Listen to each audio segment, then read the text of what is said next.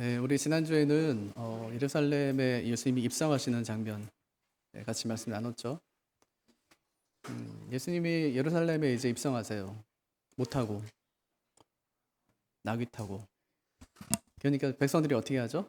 자기 겉옷을 벗어서 예수님이 가시는 길 앞에 깔아요. 그러니까 예수님이 이제 그 길로 올라가시는데 백성들이 뭐라 그래요? 왕이라고 그러죠. 예수님 왕이시다. 호산나. 예, 종려나무까지 막 흔들면서 이제 구원하소서 이렇게. 그 무리들 중에 누가 있었어요? 바리새인들. 마지막 그들이 나오는 장면이라고 그랬죠. 예수님께 와요. 뭐라고 하냐면 예수님 당신의 제자들을 말려주세요. 당신을 왕이라고 하는 거 못하게 해주세요. 그렇게 해요. 예수님 뭐라고 하세요? 이들에게 말하지 못하게 하면 누가 소리친대요? 돌들이 소리칠 것이다. 뭐라고요? 첫째, 예수님은 왕이시다. 둘째, 예수님은 참 성전이시다. 네, 요 얘기했죠, 그죠? 예수님 왕이세요. 예수님이 자신이 직접 내가 구약에 예언된 메시아다 하는 것을 증거하시기 위해서 구약의 예언들을 다 이루시면서 지금 예루살렘에 올라가고 계신 거예요. 나귀 타고 막 올라가시죠. 예수님께서 이제 가세요.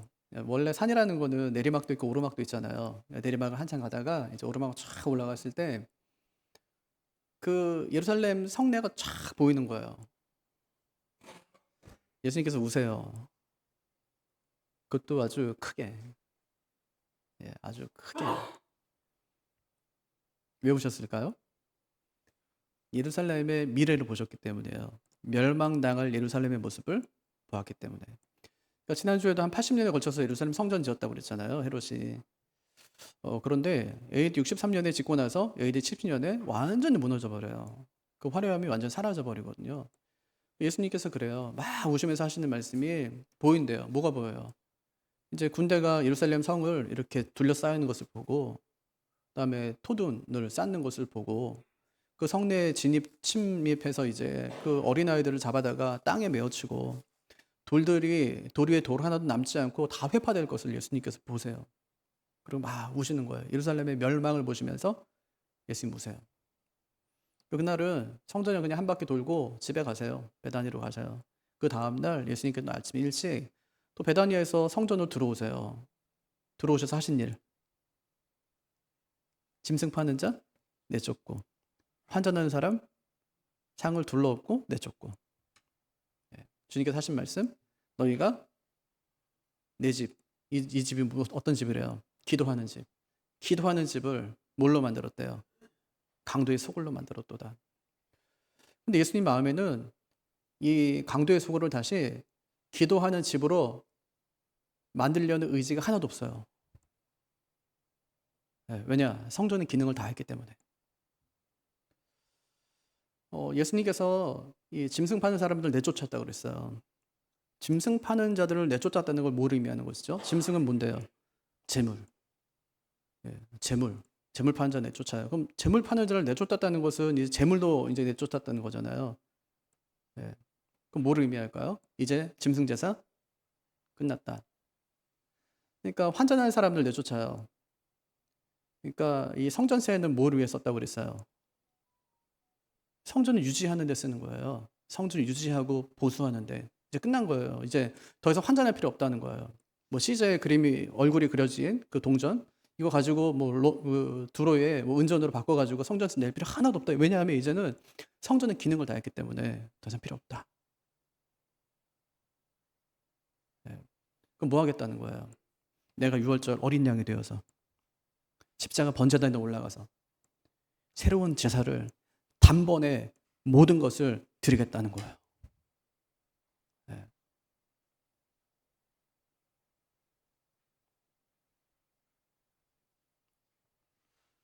그랬더니 거기 있던 대제사장들, 서기관들, 장로들이 뭐라고 그러는 거예요? 네가 무슨 권위로 지금, 네가 무슨 권위로 이런 일을 하느냐 하고 묻는 거예요. 그 주님께서 뭐라고 말씀하세요? 무슨 권위냐고? 안 알려줘. 네.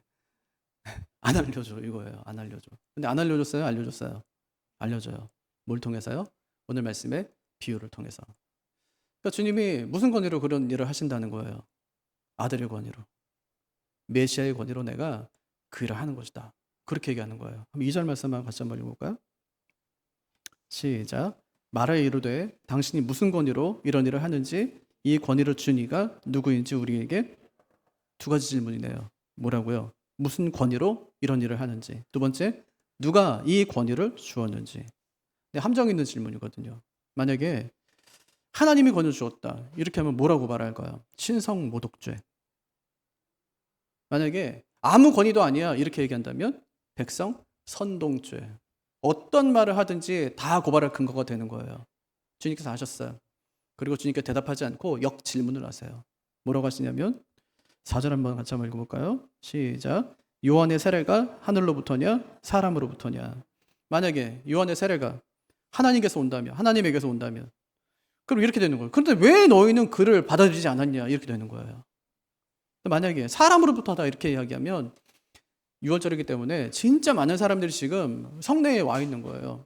그 사람들 앞에서 요한의 세례는 사람의 세례다 이렇게 얘기하면 요한 따르는 수많은 사람들이 아마 엄청나게 이제 소요를 일으킬 겁니다. 그 백성들이 들어와서 아무 말도 하질 못해요. 그래서 뭐라고 대답하냐면 모른다 그래요.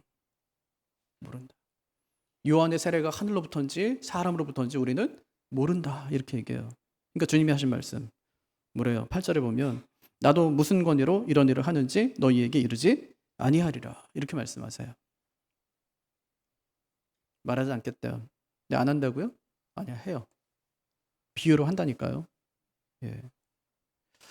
비유의 기능이 뭘까요? 비유의 기능. 이거는 비밀을 아는 자만 깨닫게 하는 거예요. 한번 찾아보실래요? 누가복음 8장 10절. 누가복음 8장 10절. 같이 한번 읽어보죠. 시작. 이르시되 하나님 나라의 비밀을 아는 것이 너희에게는 허락되었으나 다른 사람에게는 비유로 하시나니 이는 그들로 보아도 보지 못하고 들어도 깨닫지 못하게 하려 함이라. 보세요. 하나님 나라의 비밀을 아는 것이 너희에게는 누굴까요? 너희는 누구예요? 제자들. 제자들에게는 허락되었으나. 그러니까 제자들에게는 굳이 비유로 말할 필요가 없어요. 예, 왜 믿기 때문에 하나님 나라 믿어요? 예, 너무 믿어요. 그럼 하나님 나라에 설명하면 돼요. 예. 근데 다른 사람에게는 비유로 하나니 이는 그들로 보아도 보지 못하고 들어도 깨닫지 못하게 하려니라. 반대하는 자들에게 하나님 나라 이런 곳이야 막 이렇게 막 직접 대고 얘기하면 뭐라고 할까요? 오해하겠죠. 뭐 이상한 걸 전하네 이러면서요. 오해할 거예요. 그리고 주기로 될 게 뻔합니다. 그래서 하나님 나라의 비밀을 어떤 사람에게는 그냥 말하고 믿는 사람에게는 그냥 말하고 믿지 않는 자에게는 비유로 말씀한다 그 말이에요. 예. 그러니까 어떤 사람이 믿어지지 않아요. 근데 비유를 들었어요. 근데 어느 순간에 이제 예수님에 대해서 믿어져요. 그러면 예전에 했던 그 비유 말씀이 무슨 이야기인지를 더 선명하게 알게 되는 거예요. 보통 비유는 뭐죠? 이야기. 이야기는 뭐예요? 그림 같은 거예요. 그림 같은 거기 때문에 단번에 그 이야기는 한 번만 이야기 들으면은 그 이야기를 남에게 전할 수가 있어요. 그 성경은 이야기예요. 스토리예요. 그 성경은 한 번 들으면 전할 수가 있어요. 네. 하나님께서 일부러 우리 성경을 이야기로 우리에게 주신 거예요. 네. 그래서 이 비유에는 드러내는 기능과 감추는 기능이 함께 들어있는 거예요. 오늘 말씀 마찬가지인데 주님 8절에서 나도 무슨 권위로 이런 일을 하는지 너희에게 이르지 않겠다 이렇게 하면서 9절에서 무슨 권위로 그랬는지 비유로 말씀하세요. 그러니까 알려주지 않겠다고 했지만 알기를 원하시는 거예요. 그 비유가 포도원 농부의 비유예요. 그러니까 한마디로 주님이 무슨 권위로 지금 이런 일을 한다는 거예요? 예? 무슨 권위로 성전에서 막 가르치고 또 성전에 있는 장사꾼들 막 쫓아내고 무슨 권위로? 아들의 권위로, 메시아의 권위로 해요.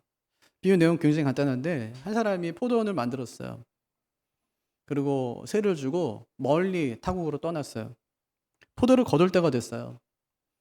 종 하나를 보내요. 소작료를 받아오래요. 종이 갔어요.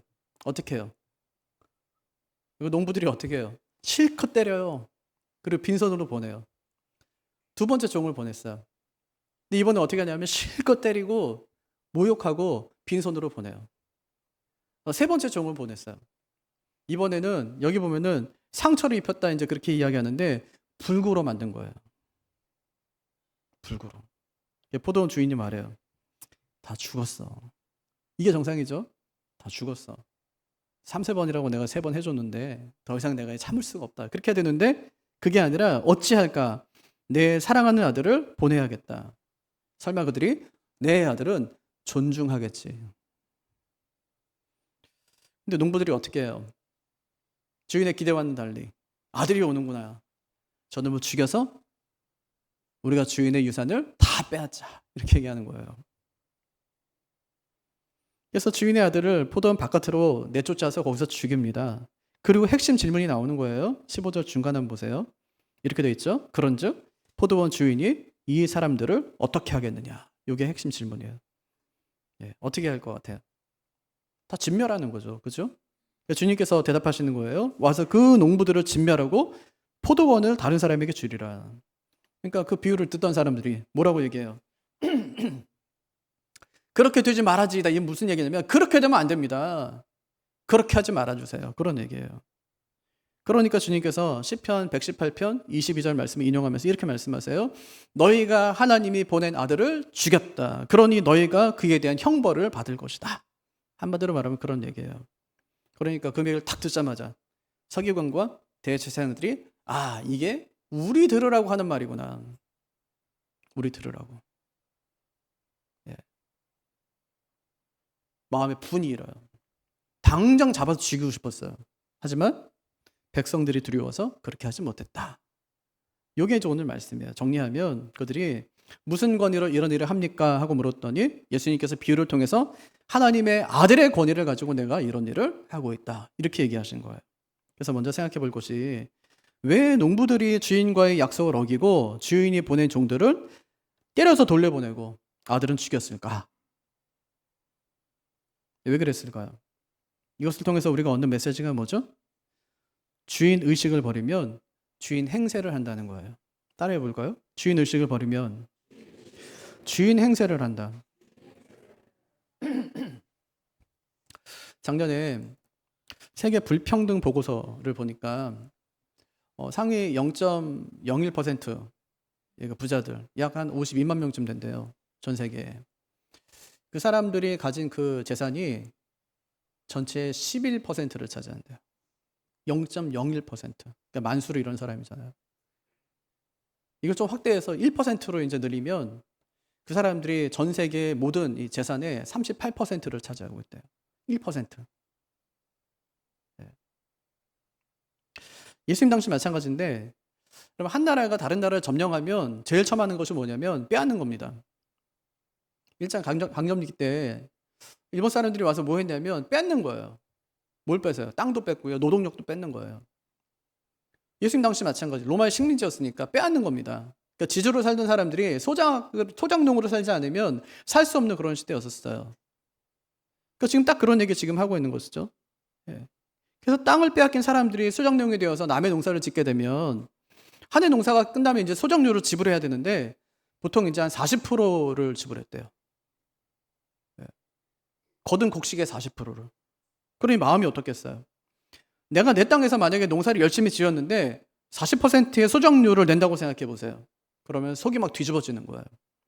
그래서 어떤 소작농들 중에는 예수님의 비유에 나오는 것처럼 소작료를 거부하는 일도 나타났고 또 심지어 소작료를 받으려는 사람을 죽이는 일도 생겨났답니다. 그러니까 예수님께서 지금 없던 일을 말씀하시는 것이 아니라 그 주변에서 그냥 흔히 일상적으로 일어나는 일들을 주님께서 말씀하고 계신 거예요. 10절 한번 보세요. 이런 일이 있었어요. 실제로. 10절 한번 같이 한번 읽어볼까요? 시작. 때가 이름에 포도원 소출 얼마를 바치려고 하려고 한 종을 농부에게 보내니 농부들이 종을 몹시 때리고 거저 보내었거든요. 그러니까 3번에 걸쳐 지금 종을 보내는 거예요. 첫 번째 종을 보냈어요. 그때 어떻게 해요? 때리고 거저 보내고. 두 번째 종 보내니까 때리고 욕하고 거저 보내고. 세 번째 종을 보니까 상하게 하고 보내요. 상하게 한다는 말은 상처를 입히다, 불구로 만들다 이런 뜻이거든요. 상하게 하다는 단어에서 트라우마라는 단어가 생겨났어요. 거기서 유래가 됐거든요. 이제 네 번째 종을 보내야 되는데 누가 그 밭에 가려고 하겠어요? 점점 강도가 세지는데 매만 때렸다가 욕도 했다가 나중에는 거의 뭐 불구자 만들었는데 이제 가면은 죽는 것밖에 이제 남은 게 없거든요. 그 뒤로 이 포도밭만 생각하면 주인도 그렇고 종들도 그렇고 트라우마가 생기는 거예요. 누가 가겠냐는 거죠. 그럼 주인이 어떻게 해야 되죠? 11절과 12절에 반복되는 단어가 하나 있습니다. 뭘로 시작해요? 다시예요. 원문을 보면 그리고 다시 이렇게 되어 있어요. 다시를 2번 반복하는 거죠. 이 단어가요, 어떤 의미가 있냐면 미리 결정된 행동을 지속적으로 하는 거예요.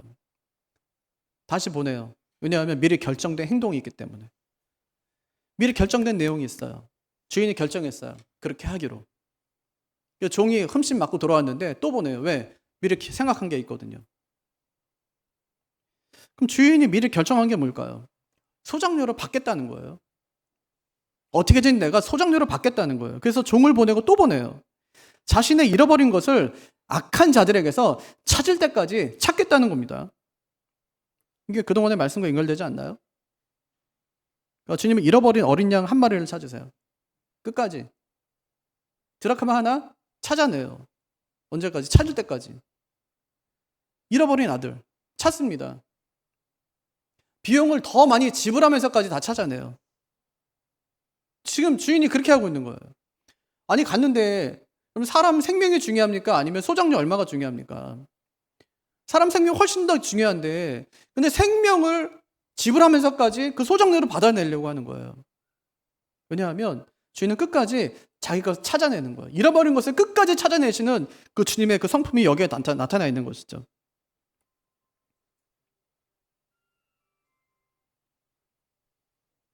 그게 뭐길래 그렇게 찾으려 했을까?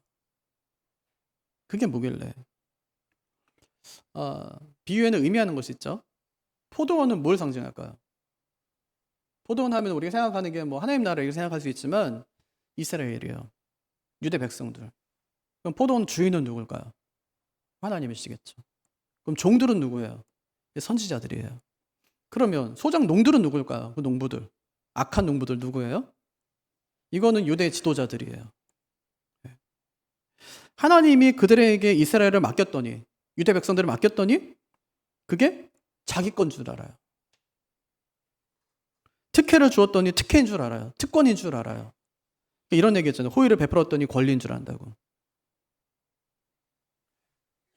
그래서 자기 백성 찾겠다는 겁니다. 하나님의 선지자 보냈어요. 잘못을 지적하니까 매를 때려요. 또 보냈더니 매를 때리고 이번에는 욕까지 해요. 또 보내니까 이번에는 불구자로 만드는 거예요. 또 보내려고 해요. 갈 사람이 있어요, 없어요? 아니 3명을 보냈는데 점점 더 심하게 다쳐서 오는 거예요. 이번에 가면 죽는 거예요. 근데 죽음은 엘리야도 두려움에 빠지게 만들어요. 엘리야도 생각하니까 트라우마에 막 빠지는 거예요. 이사야도 예레미야도 하나님이 가라고 하니까 못 가요. 그 주인이 어떻게 해야 될까요? 고심 끝에 이런 결정 내리는 거예요. 13절. 같이 한번 읽어보죠. 시작. 포도원 주인이 이르되 어찌할까 내 사랑하는 아들을 보내리니 그들이 혹 그는 존대하리라 하였더니. 어떤 학자들은요, 주인이 사랑하는 아들을 보내는 것을 가리켜서 값비싼 도박이다 이렇게 얘기해요. 값비싼 도박이다. 왜냐하면 주인이 보니까 확신이 있어서 보내는 게 아니에요. 뭐라고 하냐면 혹 그를 존대하리라. 이게 뭐예요? 막연한 기대. 내 아들한테는 그러지 않겠지. 왜냐? 종과 아들은 다르니까. 종은 상속자니까. 법적인 구속력이 있으니까. 나 대신 보내는 거니까 나를 생각해서라도 그러지 않겠지.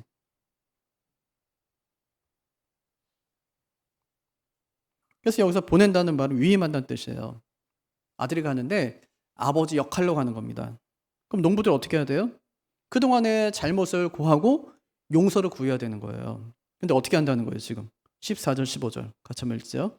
시작. 농부들이 그를 보고 서로 의논하여 이르되 이는 상속자니 죽이고 그 유산을 우리 것으로 만들자 하고 포도원 밖에 내쫓아 죽였느니라. 그런즉 포도원 주인이 이 사람들을 어떻게 하겠느냐. 아들은 모르고 죽인 게 아니에요. 아들이기 때문에 죽였다는 말이에요. 뭐 때문에요? 그 40%의 소장료 때문이 아니에요. 주인의 재산을 전부 우리가 갖기 위해서였어요. 야곱의 아들들도 그러죠. 요셉이 오니까 뭐래요? 꿈꾸는 자가 오는도다. 이렇게 하고 상의하면서 뭐래요? 그를 죽이자. 그를 죽이자는 거예요. 이것이 인간의 죄성이죠. 농부들의 잘못은 무엇입니까? 주인 의식을 가져야 될 사람들이 주인 행세를 하는 거예요. 어떻다고요? 주인 의식을 가져야 될 사람들이 주인 행세를 하는 거예요. 성경에 보니까 주인 의식을 갖고 산 사람도 있고요. 주인 행세를 하며 산 사람도 있어요. 누가 주인 의식 갖고 살아가죠? 요셉. 요셉이 형들에게 팔려가지고 애굽의 보디발 장군의 집에 가정의 충무가 돼요. 또 얼마나 신실한지 이 보디발이 다 맡겨요. 다 네가 알아서 해 이렇게 해요. 단 자기 아내만큼은 안 돼요.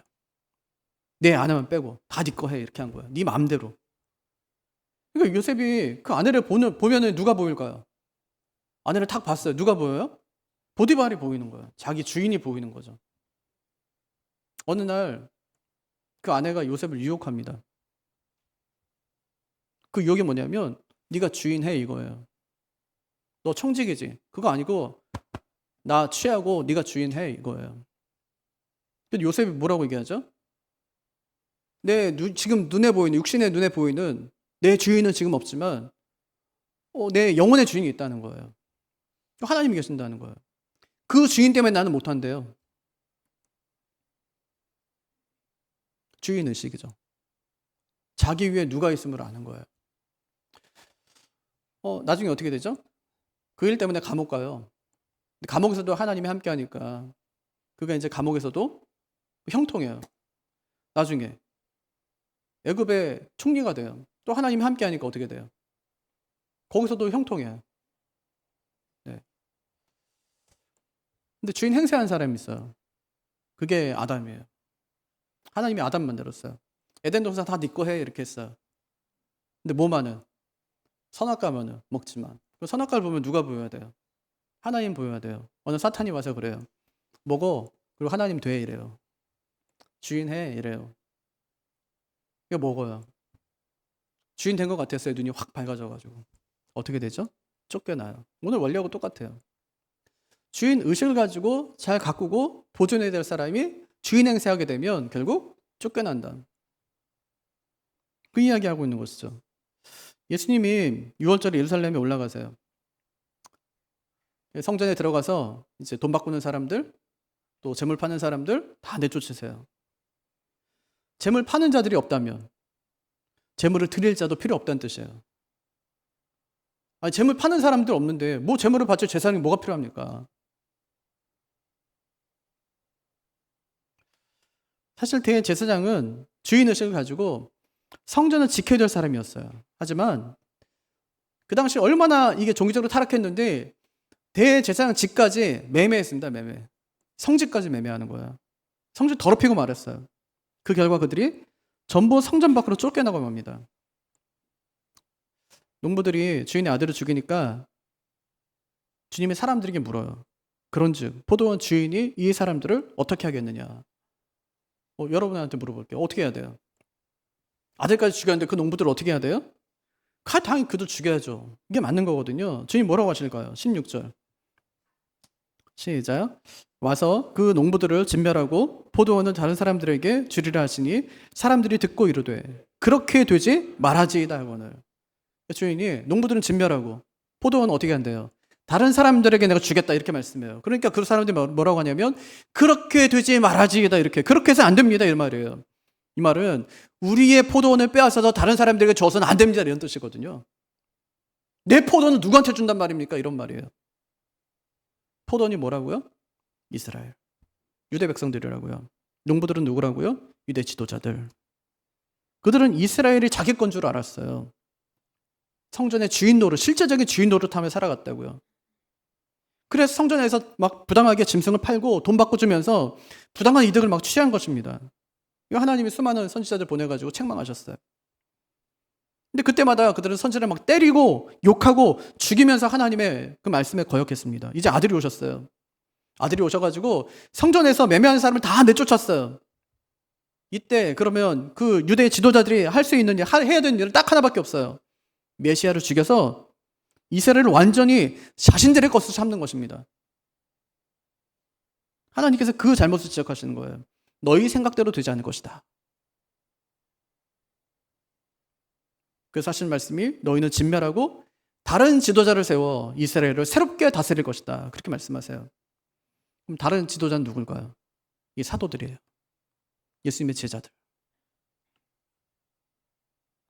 그러자 그들이 반발하면 말하는 거죠. 그렇게 되지 말아지이다. 그렇게 돼서는 안 됩니다. 그런 거예요. 자신들이 가진 특권을 내려놓고 싶지 않은 것이죠. 네. 그러니까 사람이요, 호의를 계속 베풀면 그게 권리인 줄 알아요, 진짜로. 하나님께서 그들에게 정말 큰 특혜를 부어주시는 거 아니에요? 근데 그 특혜가 자신들이 가진 특권인 줄 아는 거예요. 기억해야 될 게 있어요. 주인의식은 가지되 특권의식은 버려야 된다는 거예요. 왜냐하면 특권의식을 갖게 되면 주인 행세하기 때문에. 그들이 우리의 특권을 뺏어가면 안 됩니다. 이렇게 하니까 주님 뭐라고 말씀하세요? 17절 같이 한번 보죠. 시작. 그들을 보시며 이르시되 그러면 기록된 바 건축자들의 버린 돌이 모퉁이의 머릿돌이 되었다 함이 어찌미냐. 여기서 보니까 그들을 보시며 이 말은 주님이 그들을 똑바로 보신 거예요. 똑바로 보신 거예요. 여기서 똑바로 본다는 말은 강렬하고 단호한 표정으로 보신 거예요. 그냥 날카로운 시선으로 그들의 요청을 주님이 단번에 거절하신 거예요. 건축자가 누굽니까? 종교 권력가들이에요. 유대의 지도자들. 그럼 건축자들이 버린 돌은 누굽니까? 예수님이에요. 이게 일종의 워드플레이거든요. 그러니까 돌은 에벤이라는 단어고요. 아들은 벤이라는 단어예요. 그들이 버린 예수님이 모퉁이의 머릿돌이 될 것이다. 그러니까 그들이 버린 벤이 에벤이 될 것이다.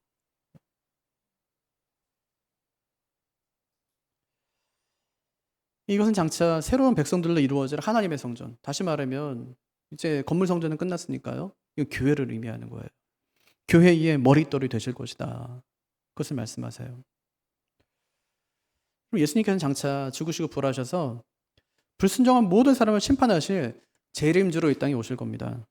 그럼 주님이 다시 오시는 날 어떤 일이 벌어질까요? 그것까지 말씀하세요. 18절. 시작. 무릇 이 돌 위에 떨어지는 자는 깨어지겠고 이 돌이 사람 위에 떨어지면 그를 가루로 만들어 흩으리라 하시니라. 다니엘서 2장에 보면 사람의 손으로 다듬지 않은 돌이 와서 신상을 쳐서 부숴요.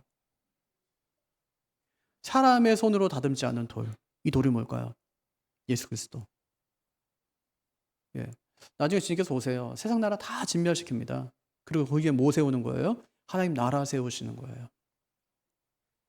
예. 돌은 누구라고 그랬어요?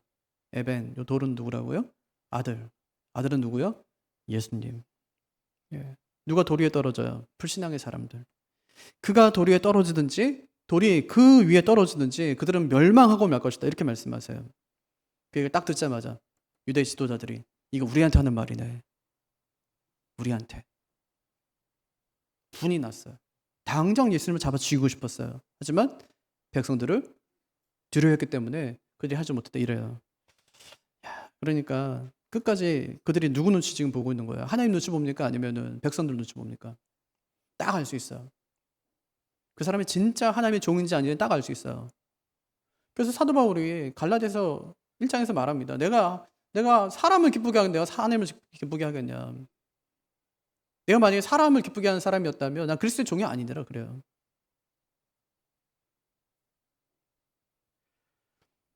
오늘 말씀 이렇게 한번 정리해 보겠습니다. 우리가 먼저 생각할 것은 우리는 주인의식을 가진 청직으로 살아야 될까요? 아니면 주인 행세를 하는 악한 청직으로 살아야 될까요? 주인의식을 가진 선한 청직으로 살아야죠. 주인 행세하는 악한 청직으로 살아도 되겠습니까? 그렇게 살라는 거예요, 우리더러. 근데 이 주인의식을 가진 사람과 주인 행세를 하는 사람은 어디서든지 찾아볼 수가 있어요. 최근에 어떤 목사님이 장로 피택 받은 분을 교육시키면서 내 말에 복종하겠냐고 물었대요. 그래서 이 피택받은 장로님이 아니 목사님 복종이라는 말은 이건 상하간에 쓰는 거고 주정관에 쓰는 건데 동역자들 사이에서는 이게 써서는 안 될 말인 것 같습니다. 그때 그 목사님이 그랬대요. 맞다고. 나는 주인이고 당신 종이라고. 그러니까 내 말에 복종하겠냐고.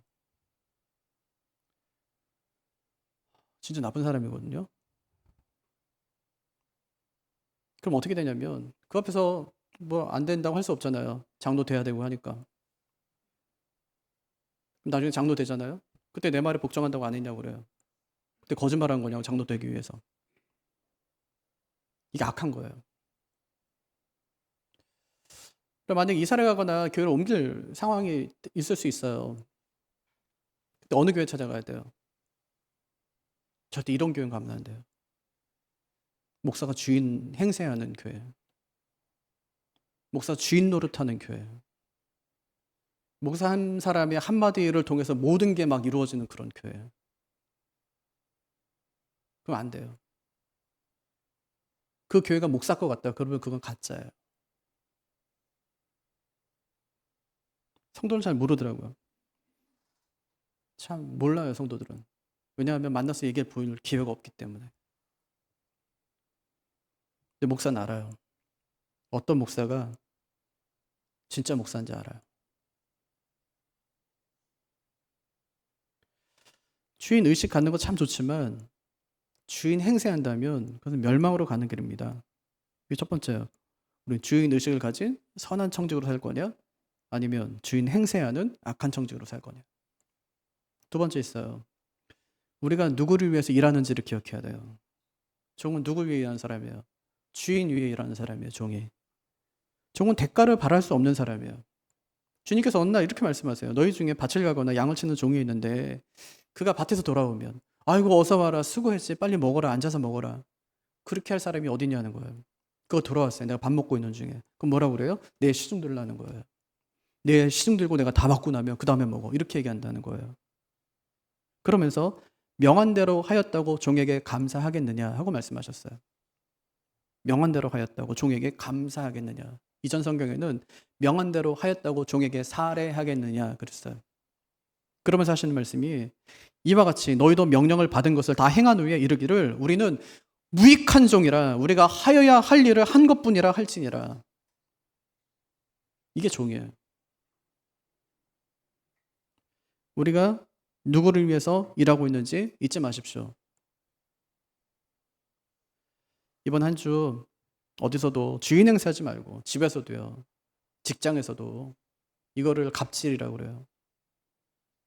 교회에서도 갑질하지 말고 주인 의식 잊지 말고 하나님이 불러주신 이 선한 청지기로 살아가는 우리가 되기를 주님의 이름으로 축복합니다. 자리에서 일어나